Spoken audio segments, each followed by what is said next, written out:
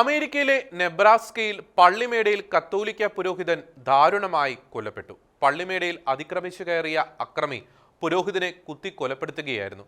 നെബ്രാസ്കയിലെ Fort കാൽഹൗണിലുള്ള Saint John the Baptist കത്തോലിക്ക പള്ളിയുടെ റെക്ടറിയിലാണ് ദാരുണ സംഭവമുണ്ടായത്.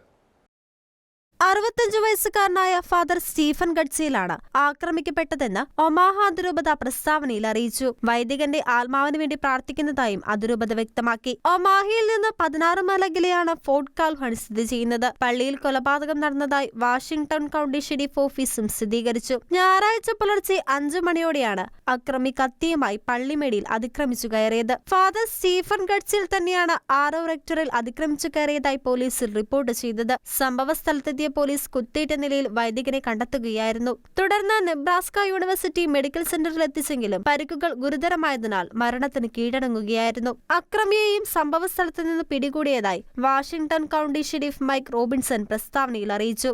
ആഫ്രിക്കൻ വംശജനായ കീയൽ വില്യംസ് ആണ് അക്രമിയെന്ന പ്രാഥമിക വിവരം മാത്രമാണ് പോലീസ് പുറത്തുവിട്ടത്. അയോവയിലെ സിയോഗ് സിറ്റി സ്വദേശിയാണ്. പ്രതിക്കെതിരെ നരഹത്യാ കുറ്റം ചുമത്തി. ഫാദർ ഗഡ്സിൽ 11 വർഷമായി ഇവിടെ സേവനം ചെയ്യുന്നു. സമൂഹത്തിനു വേണ്ടി ഒരുപാട് കാര്യങ്ങൾ അദ്ദേഹം ചെയ്തിട്ടുണ്ടെന്ന് മൈക്ക് ഫിറ്റ്സ് ജെറാൾഡ് കൂട്ടിച്ചേർത്തു. International desk ഷിക്കിന news.